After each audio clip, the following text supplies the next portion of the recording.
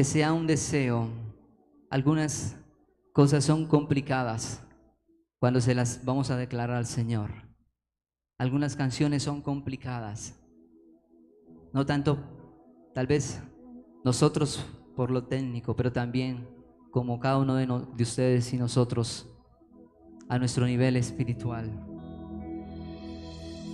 Es que nuestro deseo y el deseo de su iglesia sea realmente cada día acercarse a la presencia del Señor, cada día adorarlo, escudriñar el corazón del Señor,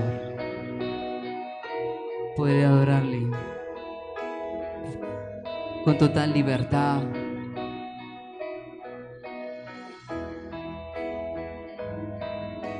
declarando esa verdad de que el Señor reina en nuestras vidas. Queremos conocerle cada día más y estar en su presencia para adorarlo.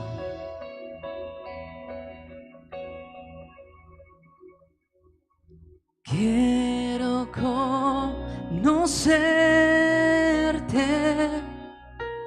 cada día más a ti, estar en tu presencia y adorar. Dile al Señor, revélanos tu gloria, revélanos tu gloria. Deseamos ir mucho más en ti. Queremos tu presencia, Jesús.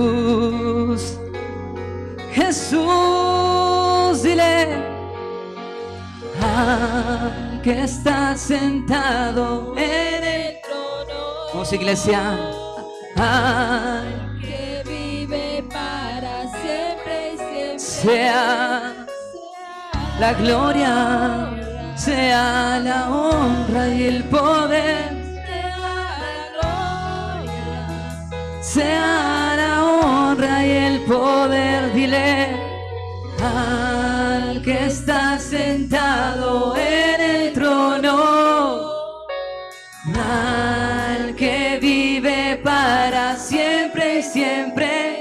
Sea la gloria, sea la honra y el poder. Sea la gloria, sea la honra y el poder.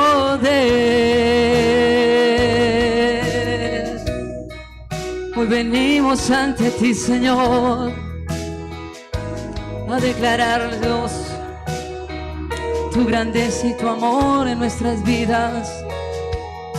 Vamos a cantar, la iglesia. Quiero conocer, dile, cada día más a ti. Cada día más, oh Señor, estar en tu presencia y adorar. Oh, revélanos, Señor, revélanos tu gloria. Deseamos ir mucho más en ti. Queremos tu presencia. Dile, Jesús, Jesús, solo tú, Señor, el que está sentado, al que está sentado en el trono, al que vive para siempre y siempre. Sea la gloria, sea la honra y el poder. Sea la gloria, sea la honra y el poder. Al que está sentado en el trono, al que vive para siempre y la iglesia. Sea la gloria, sea la honra y el sea la gloria, sea la honra y el poder. Sea la honra y la gloria y el poder. Aquel que está sentado sobre su trono, sobre su reino. En esta mañana, Señor, lo hemos declarado así, que tú gobiernas en nuestras vidas, que tú gobiernas en tu iglesia. Sea la honra y el poder. Santo eres tú, Señor, santo eres tú eres santo. Y tu iglesia sí lo declara. Santo eres tu Rey, eres tu Señor, y te exaltamos. Sea la gloria, sea la honra y el poder, dile, sea la honra y el poder, que está sentado en el trono, gobernando, al que vive para al que siempre, vive por la eternidad, la gloria, por los siglos. Él es el principio y el fin. Él es el Rey que gobierna nuestras vidas. Toda honra al que está sentado, declara la iglesia, al que vive para siempre y siempre, sea la gloria, solo tú, Señor, y el poder, sea la gloria y todo poder y todo dominio sean sujetados a la gloria y al poder de Dios. Declaramos, Señor, tu grandeza. Declaramos, Señor, tu poder en esta iglesia. Te adoramos, Dios, y te exaltamos. A través de tu alabanza, a través de estos cánticos, le rendimos un fuerte aplauso al Rey de Reyes y Señor de Señores. Amén y amén. Hoy estamos dándole el cierre a una serie que hemos iniciado hace un tiempo, y esta serie la hemos titulado Finanzas Equilibradas. Finanzas equilibradas. Hemos estado hablando del tema financiero y decíamos que en el ámbito financiero el problema no es el dinero. El dinero no es problema. El problema es cómo manejamos el dinero. Es una cosa totalmente diferente.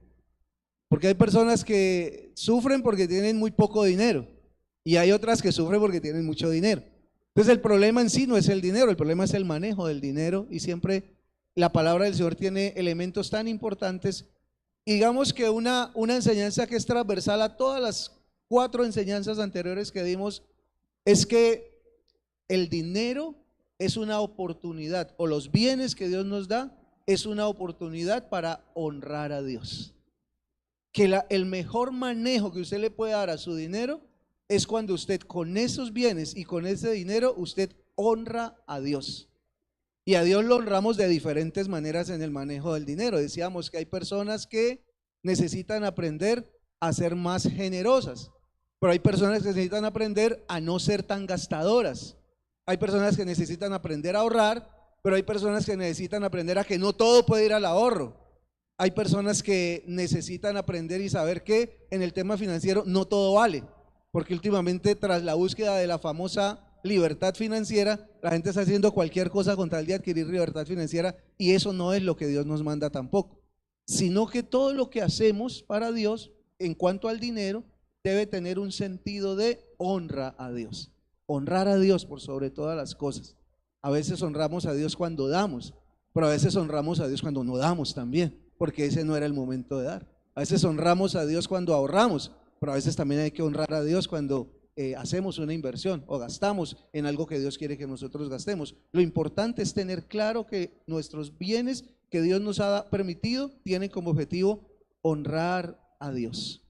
Hoy en el cierre quiero proponerles, como cada semana, un desafío Y el desafío que quiero proponerles esta mañana es que nosotros establezcamos o manejemos nuestro dinero o nuestros bienes, nuestras posesiones, muchas o poquitas, los manejemos a partir de un plan. No que lo hagamos a lo que salga o a lo que nuestra emoción nos dé. La semana pasada decíamos, detrás de cada gasto hay una emoción. Por eso hay que tener mucho cuidado con las emociones, que las emociones a veces nos ponen a perder en el ámbito financiero. Entonces, que no manejemos esto de manera emocional, que no manejemos esto tampoco de manera dogmática, que no manejemos esto tampoco de manera espiritualizada, porque tampoco es eso, sí espiritual pero no espiritualizada, sino que lo manejemos de acuerdo a un plan y que nos propongamos que el plan de nuestro manejo financiero sea un plan equilibrado. Y para poderlo equilibrar, nosotros sabemos que tenemos que ponerlo a la palabra, que sea la palabra la que nos dé el equilibrio frente al manejo de todo lo que hacemos, incluyendo el tema financiero. Ahora, siempre que pensamos en el contexto nuestro, sobre todo, pues porque es el que yo conozco, siempre que pensamos en la dinámica del manejo financiero, el manejo financiero se reduce a una sola cosa, digámoslo así, o a una sola dinámica, que es la supervivencia.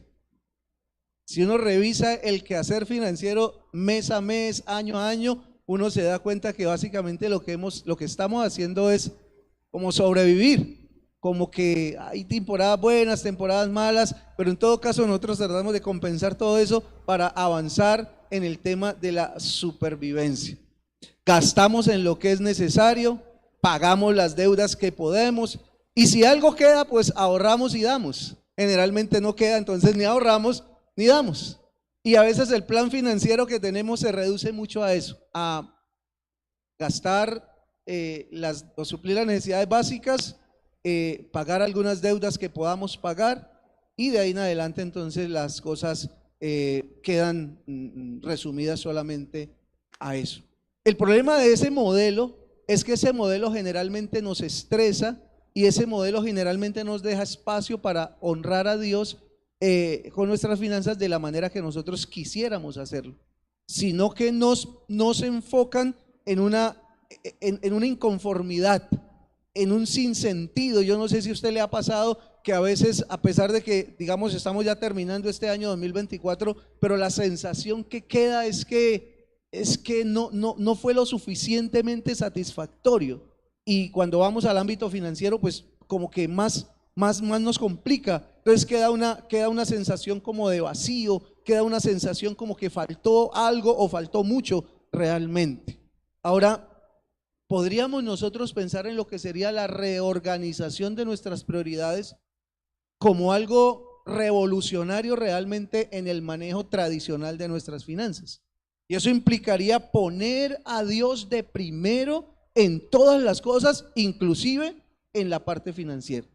Claro, suena un poco radical, suena un poco asustador un poquito, porque significa que Dios realmente sea el primero en todo, que nosotros no dependamos de nosotros mismos, sino que aprendamos realmente, pero de una manera real, genuina, verdadera y práctica, aprendamos verdaderamente a confiar y a esperar en Dios.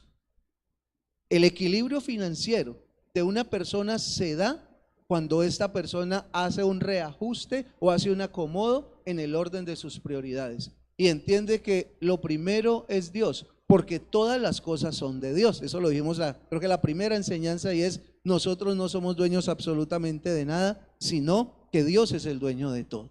Entonces, en esencia, hay como que 5 cosas que nosotros pudiéramos hacer con el dinero, y la idea es cómo estructurarlas y organizarlas. ¿Cuáles serían estas 5 cosas? Bueno, lo primero es gastarlo, y la mayoría de nosotros sabemos hacer eso, ¿cierto? Gastar el dinero, eso lo sabemos hacer y tenemos facilidad para hacerlo.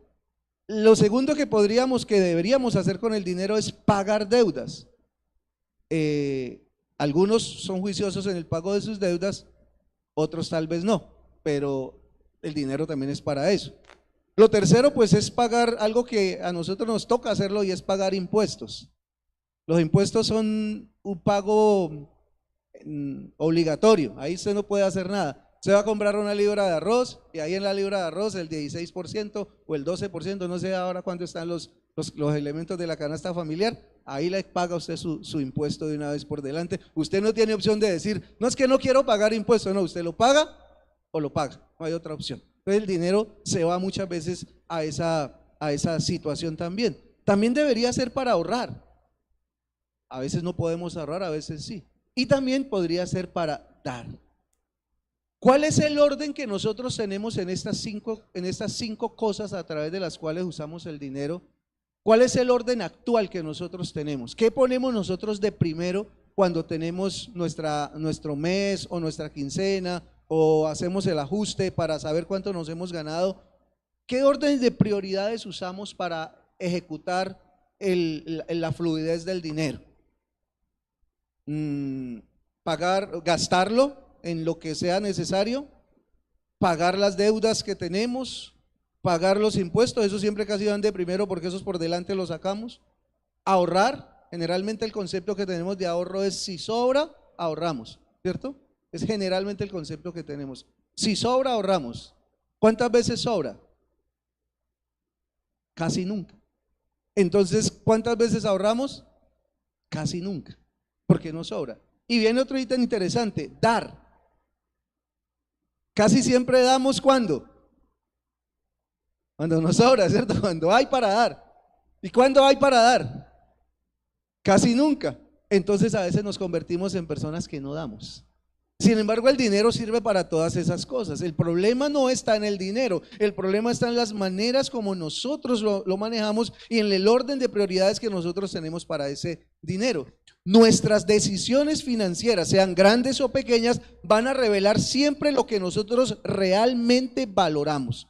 A lo que nosotros más valor le damos es a lo primero que ponemos en el orden de prioridades, valga la redundancia, en el manejo de nuestras finanzas. Y entonces lo que tenemos que entender es que hay una manera como nosotros lo hacemos desde nuestro temor, desde nuestra practicidad humana, pero hay un diseño de Dios y la idea de nosotros debería ser lograr alinear la manera como lo estamos manejando hoy y poderlo poner de acuerdo al diseño de Dios. ¿Cómo es que Dios quiere que nosotros realmente manejemos esto? ¿Cómo es que Dios quiere que nosotros realmente hagamos el ejercicio pues del manejo de nuestras finanzas? Entonces, cuando logremos alinear lo más que podamos nuestra metodología, nuestra estrategia con la metodología de Dios, entonces podríamos decir que ahí tenemos nosotros unas finanzas equilibradas, porque quien da el equilibrio es Dios, no nosotros,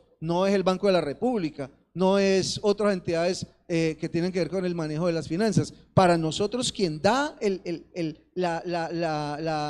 balance, el equilibrio justo es Dios a través de su palabra que nos dice cómo manejar entonces el dinero. Entonces podríamos decir, si identificamos que muchas veces el problema financiero que nosotros tenemos es un desorden en nuestras prioridades, unas prioridades que no permiten el equilibrio en el manejo financiero, tendríamos que preguntarnos qué nos dice la palabra de Dios sobre cómo organizar o reorganizar nuestra dinámica financiera, ya no desde lo exterior, sino desde lo interior, desde nuestras convicciones, desde nuestras creencias y tendríamos que decirlo desde nuestra fe. Entonces leamos por favor un texto que aparece en el libro del profeta Malaquías en el capítulo número 3. Malaquías capítulo 3, versículos 7 al 10. Malaquías capítulo 3, versículos 7 al 10. Voy a leerlo en la versión internacional, que es la versión que siempre hemos estado usando para estas enseñanzas. Malaquías capítulo 3, versículos 7 al 10 dice así. Estas son palabras de Dios al profeta para que el profeta las transmita al pueblo en aquella época. Dice: desde la época de sus antepasados se han apartado de mis estatutos y no los han guardado. Vuélvanse a mí y yo me volveré a ustedes, dice el Señor de los ejércitos. Pero ustedes preguntan, ¿en qué sentido tenemos que volvernos? ¿Acaso roba el ser humano a Dios? Ustedes me están robando. Y todavía preguntan, ¿en qué te robamos? en los diezmos y las ofrendas. Ustedes, la nación entera, están bajo maldición, pues a mí, a quien está, pues es a mí a quien están robando. Traigan íntegro el diezmo a la tesorería del templo, y así habrá alimento en mi casa. Y pruébenme en esto, dice el Señor de los ejércitos, y vean si no abro las compuertas del cielo y derramo sobre ustedes bendición hasta que sobreabunde. Este ejemplo o esta escena es una escena del antiguo Israel que está siendo reprendido o exhortado o de alguna manera puesto en orden de parte de Dios. Y el profeta, el problema que denuncia el profeta no es que la gente no estuviera dando sus ofrendas y sus diezmos que habían sido establecidos. El problema era la actitud con la que ellos lo estaban dando. Porque lo dijimos desde el comienzo, Dios no está interesado en nuestro dinero. De hecho, no es nuestro dinero, es de Él. Dios está interesado en nuestro corazón.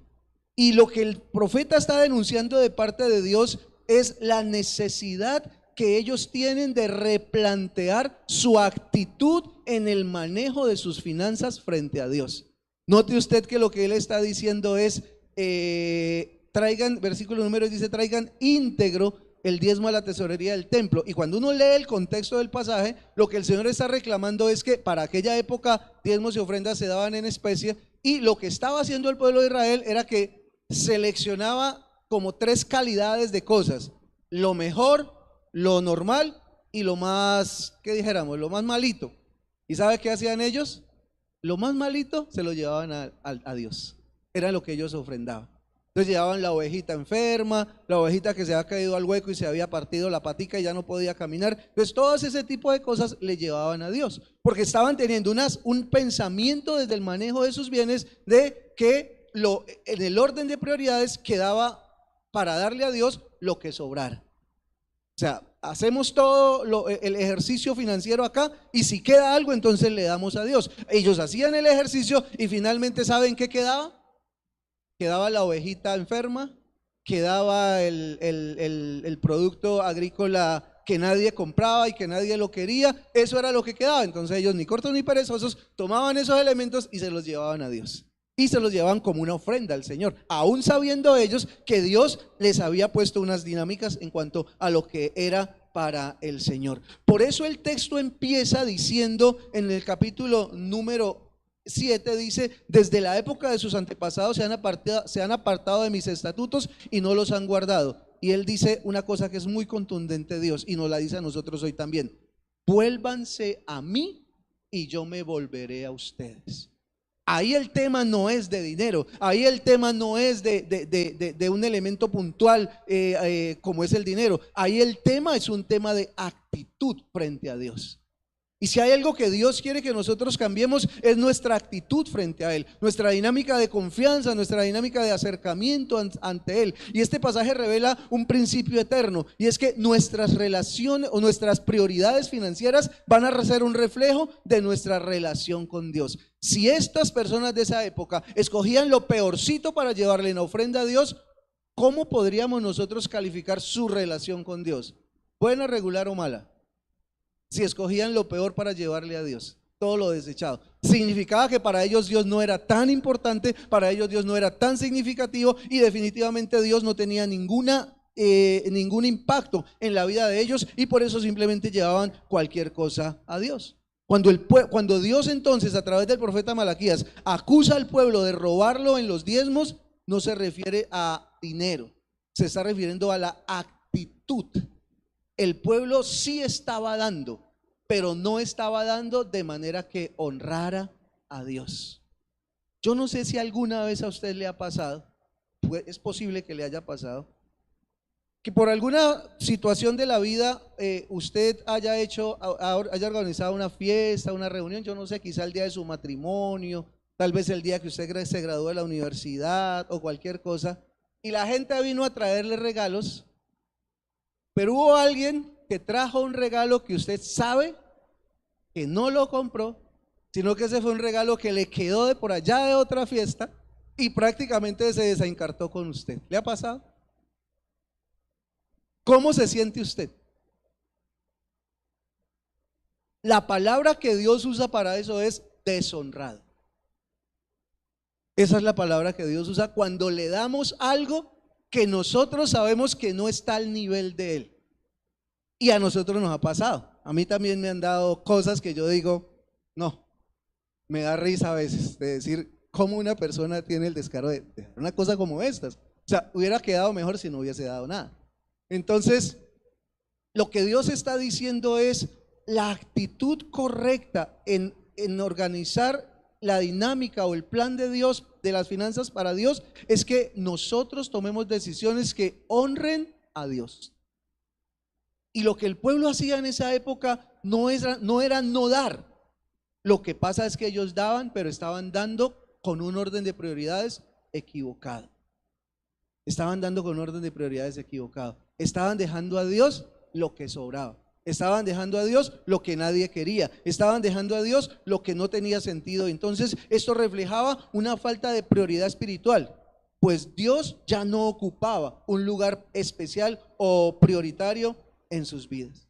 La Biblia dice, y ahí lo está diciendo el texto, Dios dice, vuélvanse a mí y yo me volveré a ustedes. ¿Qué implicaciones tiene que Dios se vuelva hacia nosotros? ¿Bendición o maldición?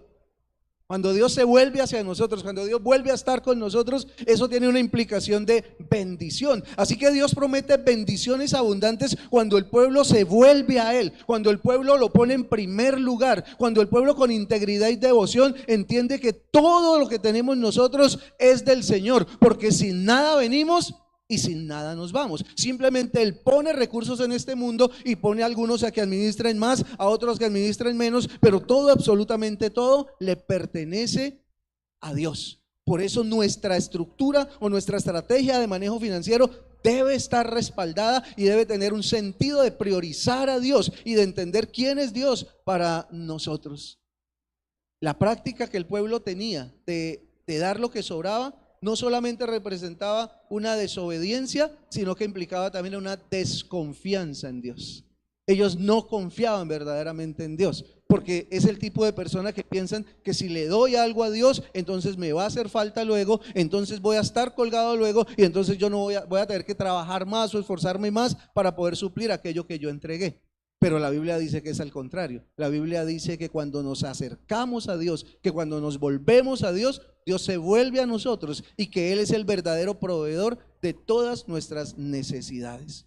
Cuando priorizamos primero nuestras necesidades, generalmente dejamos a Dios por fuera de la estrategia financiera.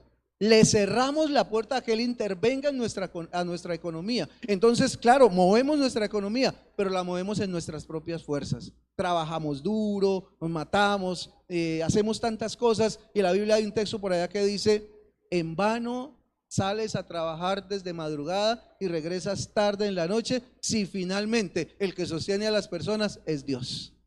Entonces no se trata de matarse más, no se trata de hacer más cosas, sino se trata de manejar adecuadamente las finanzas. Dios promete entonces que al ponerlo a Él de primero, literalmente dice, abrirá las compuertas del cielo y dejará derramar bendiciones, no solamente hasta que estemos satisfechos, sino que es un término que es bastante esperanzador, y Él dice hasta que sobreabunde.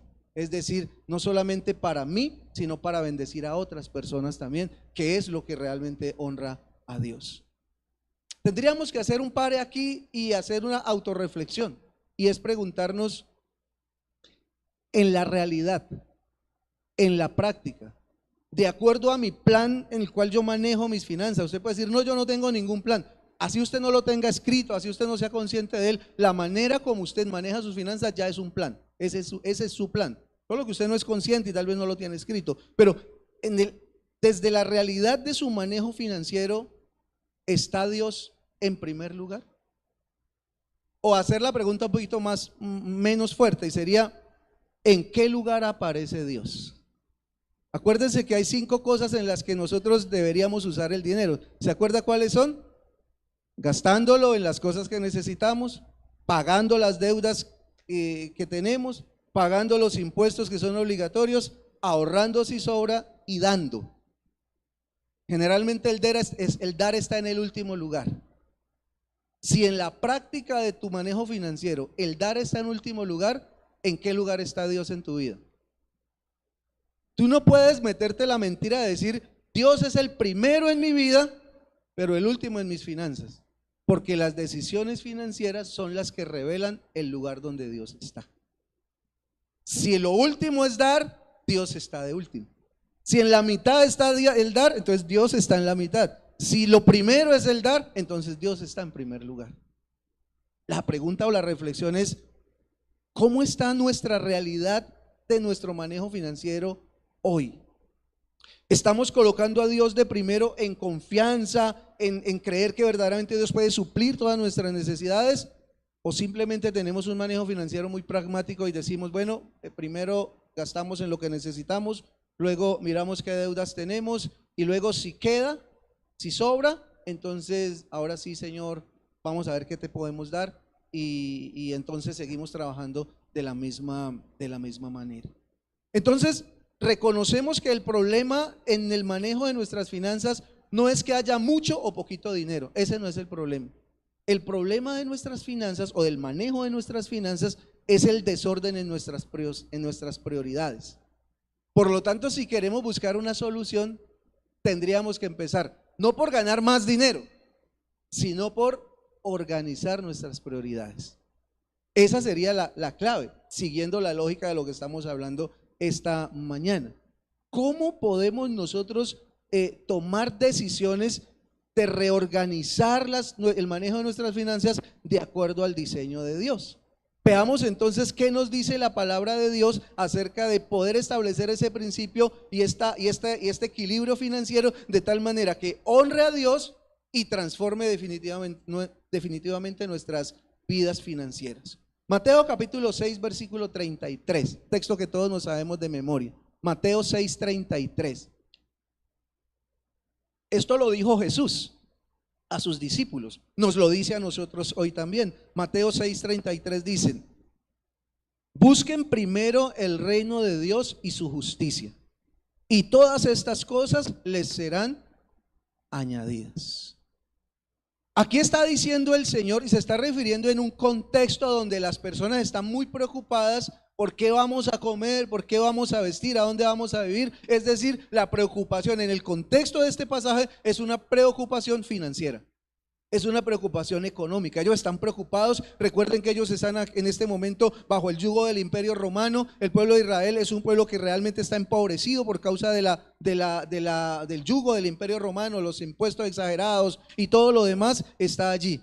Y en medio de esa preocupación, en medio de ese interrogante de qué vamos a hacer, la respuesta de Jesús es: busquen primero el reino de Dios y su justicia. Y es válido aclarar que cuando la Biblia habla del reino de Dios y su justicia, esa palabra justicia se está refiriendo como a la constitución de ese reino. Colombia, que es un país de derecho, pues tiene una constitución, y esa constitución es la justicia de Colombia. Todo se juzga a partir de esa constitución. El reino de Dios también tiene una constitución y está escrita, la palabra de Dios. Por eso cuando el Señor Jesús le dijo a los discípulos: busquen el reino de Dios y su justicia, les está diciendo: busquen a Dios, pero apalánquense en lo que la palabra dice. Ahí está clave, y dice: y todas las demás cosas les serán añadidas. Ahora, este versículo no solamente es una declaración o una promesa espiritual, sino que es un consejo funcional, es un consejo práctico. A veces nosotros espiritualizamos el texto y hasta oramos y decimos: Señor, te entrego todo, realmente me voy a dedicar a buscar tu reino. Pero esto no es una cosa para orarla ni para hacer declaraciones, no.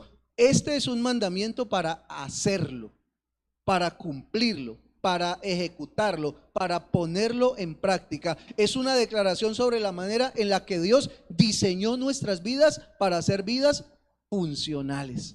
Busquen primeramente el reino de Dios y su justicia. Esto tiene que ser práctico. Eso no puede ser un elemento meramente religioso, místico, espiritualizado. No, esto es algo práctico. ¿Cómo lo estoy realmente yo buscando? ¿De qué manera estoy yo haciendo las cosas para que la prioridad en mi vida sea el reino de Dios? En otras palabras, Los discípulos vienen muy preocupados donde Jesús, diciéndole: Jesús, mira, cada vez el imperio es mucho más opresor, cada vez la vida está más difícil, cada día las cosas están más costosas, cada día tenemos que privarnos de tantas cosas.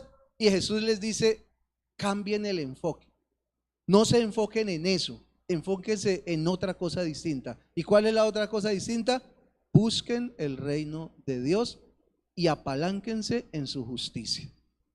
Si ustedes logran vivir conforme a lo que la palabra dice, no hay sistema que nos logre oprimir y que no podamos nosotros salir adelante. No hay manera en la cual la economía no pueda funcionar, porque es que esa economía está funcionando directamente con una conexión al reino de Dios. Y no necesitamos ser ricos, no necesitamos tener entradas extras, simplemente podemos ver cómo Dios suple nuestras necesidades, porque la palabra dice: busquen el reino de Dios primeramente y su justicia, y las demás cosas vendrán por añadidura. Es decir, como resultado de una búsqueda práctica, como resultado de una práctica genuina en Dios, entonces vamos a tener un sentido de ser guardados, de ser provistos por parte de Dios. Entonces lo que Dios les está diciendo es: cambien el enfoque de lo temporal, de lo que se ve, por un enfoque de lo espiritual, de lo eterno, de lo que no se ve. Es decir, un enfoque de fe en el Señor. Hay que tener fe en el Señor. Es la única manera de poder vivir de acuerdo a lo que Dios establece, y es teniendo esa fe en el Señor. En términos prácticos, lo que Jesús está diciendo es: organicen sus vidas de tal manera que Dios sea lo primero y confíen en todo lo demás, que Él se encargará. Pero enfóquense en Dios de primero. Lo demás va a ser organizado por Dios. Y este principio de prioridad espiritual también es profundamente relevante en nuestras finanzas. Si ponemos a Dios de primero, cuando damos a Dios lo primero, cuando establecemos nuestras finanzas en Dios, no solo lo estamos obedeciendo, sino que estamos demostrando confianza en Dios. Estamos diciendo: Dios tiene en sus manos mi economía, y mi economía en Dios está absolutamente segura. No tendría de qué preocuparme, sino desafiarme en fe y obedecer lo que Dios me manda a través de su palabra. Nuestras decisiones financieras se convierten entonces en símbolos visibles de nuestras prioridades espirituales. Las decisiones que tomamos en el ámbito financiero demuestran nuestro nivel espiritual. Cuando colocamos el dar a Dios como el primer ítem de nuestra planificación financiera, comunicamos dos cosas fundamentales. La primera: confianza absoluta en Dios. Estamos diciéndonos a nosotros mismos y a los que nos rodean que nosotros confiamos en Dios tan plenamente que tenemos la capacidad de entregar lo primero para Él y cumplir con lo que Dios tiene establecido. Pero lo segundo que también estamos demostrando es una unidad en el propósito. Es decir, nos unimos a una comunidad que valora lo eterno sobre lo terrenal. Estamos diciendo: lo de nosotros no es solamente palabras, lo de nosotros es acciones. ¿Se acuerdan de la ilustración que les di la primera vez que empezamos de lo que significa realmente tener confianza en Dios? El hombre que anunció que iba a cruzar en una cuerda de un lado para otro con una carreta de mano, y que iba a pasarse no solo una vez, sino que iba a ir hasta el otro edificio e iba a regresar. Y uno de los periodistas de la ciudad tomó eso como bandera para hacerse mucha publicidad y empezó a promover ese acto y anunciarle a todo el pueblo y a toda la ciudad que este hombre iba a hacer ese acto de equilibrio. Y cuando llegó el momento, el hombre lo entrevistó antes de que arrancara con la carreta, y cómo lo iba a hacer y lo que significaba para él el cruzar ese edificio 2 veces o esa calle 2 veces con la carreta. Y el equilibrista le preguntó: ¿usted cree que yo lo puedo hacer? ¿Usted confía en que yo lo puedo hacer? Y el hombre, el periodista, obviamente le respondió: claro que sí, por eso lo he anunciado durante tantas semanas. Él le dijo: bueno, entonces móntese en la carreta y pase conmigo. Entonces ahí fue cuando él dijo: a una cosa es decir que confío en Dios, y otra cosa es cuando te llega la quincena poner de primero el diezmo. Eso es otra cosa distinta. Usted puede decir: yo confío en Dios y he visto la mano de Dios. Pero en la práctica es otra cosa. La práctica es otra cosa diferente. Y quizás usted me diga: no, es que yo no gano mucho dinero. No, aquí no estamos hablando de dinero, aquí estamos hablando de actitudes. Porque para Jesús y para Dios el problema nunca ha sido de dinero. El problema es de actitud. Entonces, si nuestras finanzas reflejan desorden o ansiedad, estamos enviando un mensaje de que dependemos de nosotros mismos, de que nosotros realmente no confiamos en Dios y que definitivamente nuestras finanzas están completamente desequilibradas. Reorganizar nuestras prioridades tiene que ser entonces el primer paso en la búsqueda de equilibrar nuestras finanzas. Es poner la lista de las 5 cosas y decir qué va primero, qué va segundo, qué va tercero, bajo la premisa de buscar primeramente el reino de Dios y su justicia, y las demás cosas se van a ajustar, porque Dios tiene el poder de hacerlo. Entonces necesitamos hacerlo de esa manera, pero no se trata solamente de cumplir con un esquema, es mucho más que eso, es una invitación a experimentar de manera real que Dios cumple lo que promete. Porque la mayoría de nosotros no experimentamos ese proceso de un Dios que cumple lo que promete. Nos quedamos solamente en que Dios promete, pero a veces no tenemos la promesa cumplida. Y no podemos tener ni siquiera un testimonio de decir, mira, hice esto creyendo en que Dios cumple lo que promete y de verdad Dios cumplió lo que prometió. A veces nos quedamos en el camino solamente de decir, Dios tiene promesas muy bonitas, la Biblia está llena de promesas hermosas, pero de ahí a la segunda parte, que es que Él cumpla lo que promete, entonces se nos queda un poquito corto. La fidelidad en nuestras finanzas nos va a llevar a disfrutar de una vida plena de la provisión y la gracia de Dios. Fidelidad de parte de nosotros, bendición de parte de Dios para nosotros. Mire lo que dice el libro de Lucas, el Evangelio de Lucas, capítulo 6, versículo 38. Otra vez palabras de Jesús. Lucas 6:38. Lo dice Jesús. Lucas 6:38 dice: den y se les dará una medida llena, apretada, sacudida y desbordante. La imagen que Jesús está usando tiene que ver con el lenguaje de los mercados antiguos, donde usted compraba los granos y los granos no se pesaban, sino que se medían. ¿A ustedes les tocó eso? El grano no se pesa, sino que se mide. Entonces hay un tarro donde usted le echan el grano y usted compra esa medida. En la antigüedad era muy común que quien vendía llenaba el tarro, lo removía y ¿cómo dijera eso? Lo apretaba. ¿Con qué objeto? Con el objeto de que el cliente se fuera satisfecho de lo que había comprado. Yo tengo a mi suegro, que él es de esa época antigua, y a veces sacan a vender productos de la finca y a él no se le puede dejar que él sea el que tome la medida, porque él por 1 libra da 2, porque él tiene esa visión antigua, que no, échele a la bolsa, que eso, échele. De eso está hablando Jesús. Jesús está diciendo: den y se les dará una medida llena, apretada, sacudida y desbordante. Jesús está usando esta metáfora para explicar cómo la generosidad desencadena generosidad. La generosidad desencadena generosidad. El enfoque aquí no está en la cantidad que se da, sino en la actitud como se da. En la actitud. Igual la medida estaba para que ese fuera la medida. No le iban a echar una medida y media, no, era la medida. Pero ¿cómo lo hacían? La remecían, la apretaban y la sacudían para que la medida fuera la medida correcta. El manejo de nuestras finanzas está requiriendo entonces de una dinámica que dice: den y se les dará. Ustedes han visto cuando cuando se va la energía y compramos velas en la casa y usted prende una vela y con esa vela prende las otras velas. ¿Sí ha hecho ese ejercicio? Pregunta: cuando usted prende la otra vela, ¿la llama de su vela se la lleva a la otra vela o qué pasa?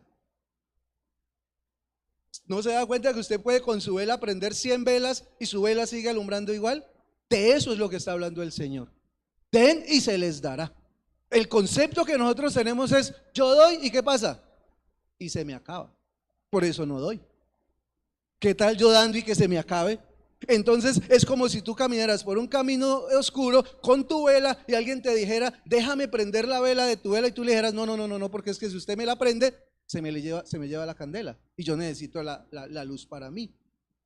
Es exactamente a veces lo que nosotros estamos haciendo. Ese den y se les dará, se está hablando de esa situación. El enfoque no está entonces en la cantidad, sino en la actitud de generosidad y confianza. Aquí la enseñanza clave es que el dar no solo abre la puerta a la provisión, sino que también transforma al que da. Una persona, y lo decíamos la semana pasada, Jesús dijo, más bienaventurado es dar que recibir, en términos de satisfacción. Se siente uno más satisfecho cuando da que muchas veces cuando a uno le dan. Cuando a uno le dan, uno siente un poquito de pena, ¿cierto? Qué pena. En cambio, cuando das, sientes que estás pudiendo hacer una labor, que puedes tener algo especial. Y por eso Jesús lo dijo de esa manera. Cuando damos con alegría y fe, aprendemos a depender menos del dinero y aprendemos a depender más de Dios. A decir, Dios es el que se va a encargar y el dinero simplemente va y viene, porque así ha sido toda la vida. El dinero va y viene. Usted recibe y cuando a los 2-3 días de la quincena ya usted no tiene nada. Y luego vuelve y recibe y el dinero va y viene. Y cuando usted necesita, y si usted tiene sus finanzas en Dios, simplemente Dios le provee de una manera especial. Dentro de una comunidad como la iglesia, esta iglesia, el acto de dar generosamente puede comunicar lo siguiente. La primero es confianza colectiva en Dios. Una comunidad que le cree a Dios, una comunidad que realmente entiende que el único proveedor suficiente para proveer todas nuestras necesidades es Dios. Un esposo no puede proveer todas las necesidades de su esposa, una esposa no puede proveer todas las necesidades de su esposo, un par de padres no pueden proveer todas las necesidades de sus hijos. Realmente llegamos a la convicción y a la conclusión que el único que puede proveer todas mis necesidades es Dios. Un buen empleo no suple todas mis necesidades. Un buen patrón no suple todas mis necesidades. Quien suple todas mis necesidades es Dios. Entonces, cuando yo soy generoso, estoy demostrando, y si lo hacemos de manera comunitaria, estamos demostrando una profunda convicción en la provisión de Dios. Pero también cuando somos generosos de manera colectiva en dar, estamos demostrando un amor hacia nuestro prójimo. Porque el dar desinteresadamente simboliza la unidad y la preocupación por el bienestar de los demás. Porque lo que damos, lo damos para el bienestar de todos. Porque lo que damos, lo hacemos para adelantar la obra de Dios, para que cada día podamos ser más efectivos en lo que hacemos, para que cada día podamos tener más alcance y podamos tener más cobertura sobre personas a las cuales nosotros podemos ayudar y podemos bendecir. Así que el acto de dar se convierte en un signo que inspira a otros, así como la vela que puede repartir para 100, 200 y hasta 1000 velas, pero siempre va a tener su llamita allí prendida porque no se le va a acabar. Las bendiciones de la obediencia financiera entonces no solamente transforman nuestra relación en cuanto a los recursos, sino que también reflejan una relación con Dios, una confianza absoluta en Dios. Entonces llegamos al momento crucial de esta enseñanza y es el cierre. Y es cómo podemos aplicar esto de organizar nuestras prioridades de tal forma que honremos verdaderamente a Dios. ¿Cómo podemos nosotros hacer para dar el primer paso hacia una vida financiera alineada o equilibrada en Dios? Si es que no la tenemos, tendríamos que decir entonces que nuestras prioridades financieras son un reflejo de nuestro corazón y son un reflejo de nuestra relación con Dios. Si realmente tenemos una buena relación con Dios, no tenemos ningún problema en ser tan generosos como Él lo es. Si no tenemos relación con Dios, entonces la cosa se complica un poquito. Entonces, cambiando el orden de prioridades, poniendo a Dios en primer lugar, no solamente se van a reorganizar los números, sino que vamos a transformar nuestra vida espiritual y vamos a abrir la puerta a las bendiciones, porque el Señor lo promete. Dice, pruébenme ahora en esto, si no abriré las ventanas de los cielos y derramaré bendiciones hasta que sobreabunde. Imagínate por un momento solamente cómo podría ser tu vida financiera si de verdad pusieras el orden de prioridad primero a Dios, confiaras absolutamente en Dios y vieras las promesas de Dios cumplirse día a día, sobre todo en tu vida financiera. ¿Cómo te imaginas ese estilo de vida? Escaso, sacrificial, abundante, satisfecho con lo que Dios te da. Yo por lo menos me lo imagino satisfecho y abundante, porque yo sé que Dios es un Dios generoso, porque yo sé que Dios no me va a quedar mal, porque yo sé que Dios, y lo he comprobado a través del tiempo, Dios se ha se ha glorificado de maneras tremendas en mi vida financiera, sin yo ser una persona que tenga muchos recursos económicos. Pero podría decir que todos los proyectos que nosotros hemos emprendido, que sean de bendición para nuestra familia y para la iglesia, los hemos podido sacar adelante gracias a la provisión de Dios. No otra cosa, sino solamente la provisión de Dios. Entonces es entender que la provisión de Dios va mucho más allá de nuestras expectativas, supera mucho más a nuestras expectativas. Por eso el llamado de Jesús fue: dejen de estar mirando al imperio romano como el que los daña, como el que les roba, como el que les quita, y empiecen a mirar a Dios, el que les provee, el que les ayuda y el que los respalda. Es tiempo entonces de poner nuestra confianza en Dios. Y quiero desafiarle hoy para que podamos por lo menos hacer 3 cosas fundamentales, que es la tarea para esta semana. Primero, coloca la lista de las 5 cosas que se pueden hacer con el dinero y organízalas de tal manera que tu prioridad sea Dios. Vas a decir: voy a dar primero lo de Dios, voy a creerle a Dios, voy a desafiarme. Quizás tus finanzas sean pequeñitas, pues bueno, esas finanzas pequeñitas las pones en Dios. Tal vez tengas unas finanzas un poquito más fuertes, bueno, ponlas en las manos de Dios. Decide que el primer gasto siempre será para Él. Recuerda, detrás de todo gasto hay una emoción, hay un sentimiento. Ojalá que tu emoción y tu sentimiento, cuando hagas el primer gasto en tu quincena o en tu mes, pueda ser un gesto o un sentimiento de gratitud y confianza en Dios. Entonces dice: lo primero es para Dios. Hazlo como una declaración de confianza y gratitud. Número 2, antes de hacer eso, reúnete con tu familia y compártele esta idea, y que todos estén de acuerdo en lo que se va a hacer, y que todos estemos desafiados a ver la gloria de Dios.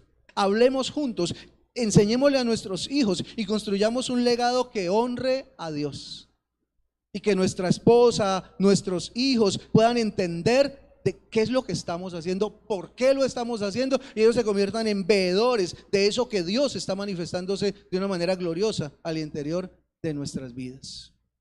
Y finalmente, prueba la fidelidad de Dios, porque la Biblia dice que lo podemos probar. Da, ahorra y déjale a Dios el resto de las cosas. Dile al Señor: Señor, tú me vas a ayudar. Si bien es cierto, este dinero no es el suficiente, tú sí eres el Dios suficiente. Y nosotros sabemos cómo Dios se glorifica y se manifiesta en nuestras vidas. Confiemos en que Dios abrirá las compuertas de los cielos sobre nuestra vida. Ahora, esto no es una decisión solamente en el plano financiero, esto es una decisión espiritual. Por eso el desafío es: ¿te atreves a experimentar lo que Dios puede hacer cuando tú le das a Él el primer lugar? Esto es un tema de atrevimiento. ¿Te atreves o no te atreves? Hoy es el día para que inicies este cambio. Dios está listo para actuar. Ahora falta que actúes tú, que pongas tu confianza en Dios y que puedas decir: mi prioridad es el Señor, lo demás Dios lo va a proveer, y Dios me va a ayudar a administrar tan bien administrado mi dinero que voy a tener todo lo que necesito, y lo que me haga falta Dios lo va a suplir, como lo ha hecho de tantas maneras y como lo ha hecho tantas veces. Y amén. Y quiero proponerles lo siguiente: con esto en nuestra mente, vamos entonces a entregar esta mañana, como lo hacemos siempre, nuestros diezmos y nuestras ofrendas al Señor. Vamos a poner delante de las manos del Señor nuestra economía a través de entregar esa ofrenda, a través de entregar ese diezmo. Decirle al Señor, como dice la palabra, dice: cada uno debe dar de acuerdo a lo que propuso en su corazón, no con tristeza, ni mucho menos por obligación. Dios ama al que da con alegría. Así que empiece a poner en práctica lo que estamos hablando y entregue una ofrenda voluntaria, lo que Dios ponga en su corazón, y hágalo con amor, hágalo con generosidad, hágalo con alegría para el Señor. Vamos entonces a llevar las ofrendas.